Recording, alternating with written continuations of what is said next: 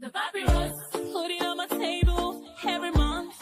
I don't wanna be sad. Don't even try to hide it. No, I don't wanna lose it. And you say how it is, it's so inviting. The papyrus, we're all so alive. The papyrus. This is the Papyrus TV News Update with entertainment news. You're welcome. First, the headlines. Mohbad's father claims he paid 16 million naira for independent autopsy amid stalled inquiry. BB Niger star Tochi stirs debate. It's more expensive to be a boyfriend than a husband. EFCC arraigns popular gospel artist's music promoter Easy T for alleged fraud, money laundering. NYC male corps members ban buying food for females, sparking gender debate. In-drive driver accused of lewd act while driving female passenger. Now the details.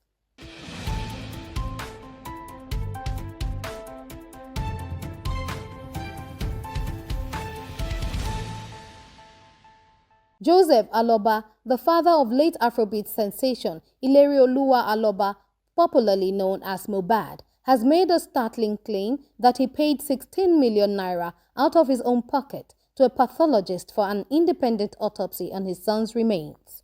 Aloba made this revelation during a recent TikTok live session, insisting that contrary to public reports and online speculation, quoting a lower sum, he paid the full 16 million naira in a single tranche. He added that his total expenditure relating to the autopsy and surrounding arrangements approached 18 million naira after factoring in other associated costs. This revelation comes a month after a medical review conducted by Dr. Uwom Eze, an independent pathologist selected by Aloba, failed to provide a definitive cause of death. The findings deepened the mystery surrounding Mohbad's sudden and controversial demise in September 2023, which triggered protests, candlelight vigils, and widespread calls for justice across Nigeria. In June 2024, the coroner court in Ikorodu had granted Joseph Aloba permission to appoint a private pathologist to conduct a second autopsy after perceived delays and opacy in the initial state-led investigation. However, even the new autopsy has not yielded clarity, further fueling public distrust and frustration among Mohbad's fans. Many now worry that justice may remain elusive, with the cause of death still formally undetermined despite intense scrutiny and high public interest.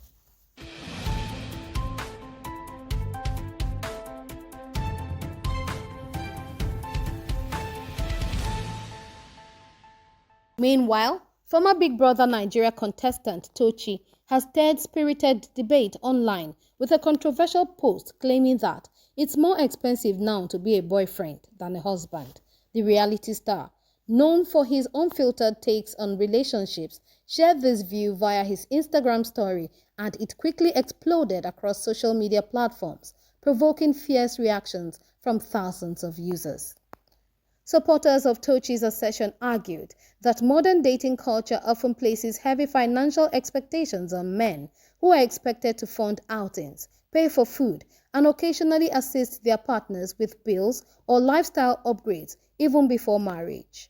Some pointed out that unlike a husband, whose expenses might be jointly managed with a spouse, boyfriends often bear a lopsided burden during courtship. Others, however, rejected Tochi's claim as misguided, with some describing it as an oversimplification that ignores the lifelong economic and emotional demands of marriage, especially with children and shared responsibilities involved. The debate highlights growing concerns among Nigerian youth about relationship dynamics, economic pressures, and shifting gender expectations. As inflation bites and disposable income shrinks, dating costs have become a visible flashpoint in gender discourse, especially among social media-savvy urban Nigerians. Tochi has yet to expand on his post, but its viral impact suggests the conversation is far from over.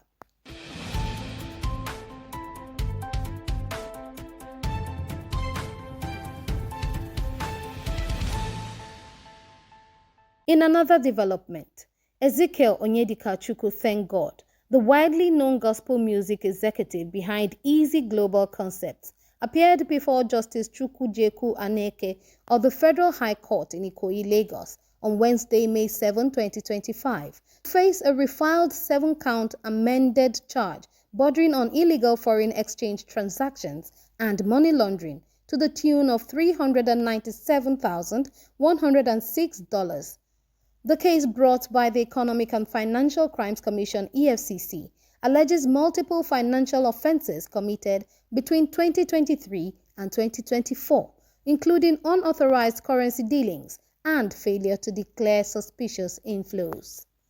Prosecutors say, Thank God, popularly known in the music industry as Easy T, negotiated foreign exchange deals without being an authorized agent under the Foreign Exchange Monitoring Act.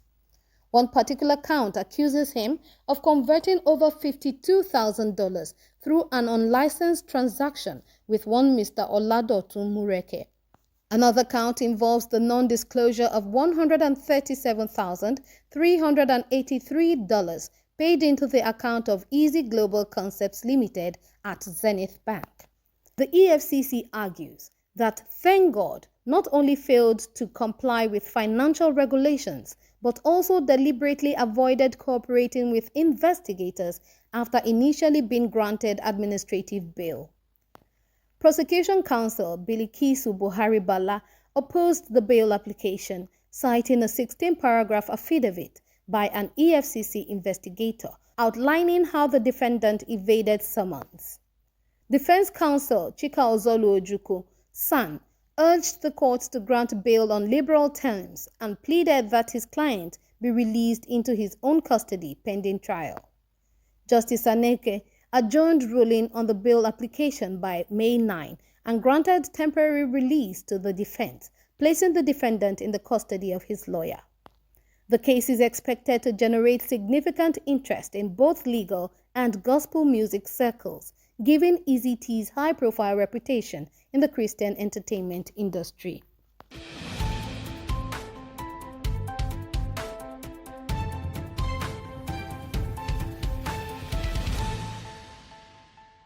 Furthermore, in an unusual move that has sparked sharp gender discourse, male corps members at an NYSC orientation camp have reportedly agreed to stop buying meals for their female counterparts. The information came to light through a trending video posted by ex-user @ChooksEric, in which two female corps members discussed the unexpected resolution passed during a meeting held in the male hostel. According to the women, the men not only agreed to boycott the practice of buying food for women, but also threatened to penalize anyone among them who violated the new rule. Though it's unclear what prompted the decision, many believe it was response to perceived entitlement and financial pressure placed on men during camp. The development has divided opinions online. Some commenters applauded the male corps members, describing the move as a long overdue assertion of boundaries and financial independence. Others accused the men of acting out of bitterness, suggesting that the decision reflects deeper societal resentment rather than a genuine push for equality. With the standard NYSC monthly allowance being modest, the episode also sheds light on the economic pressures many young Nigerians face during their compulsory national service year.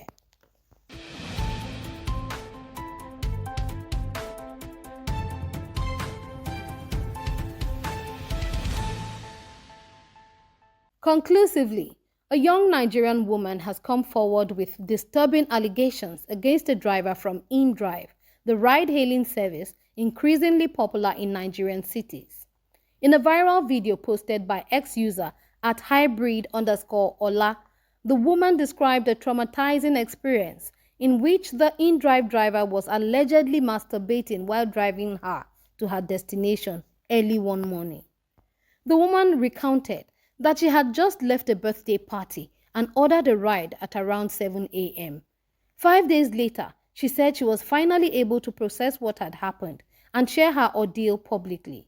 20 minutes into the trip, I noticed I was dozing off, so I tried to wake myself up. That was when she saw something disturbing, she said, explaining that the driver's right hand was inside his trousers, while the other hand remained on the steering wheel. Though she did not capture the incident in real time, her testimony ignited outrage online, with many users demanding immediate action against the driver and accountability from InDrive. Some users expressed dismay at the growing number of allegations against drivers on the platform, calling for stricter regulation and vetting procedures. Others expressed skepticism about the lack of visual evidence, arguing that the video shared was insufficient for legal prosecution. This incident adds to the growing concerns about safety in Nigeria's ride-hailing industry, especially for women. InDrive has yet to issue a public response, but pressure is mounting for reforms to ensure passenger security and driver accountability. The papyrus, put it on my table every month. I don't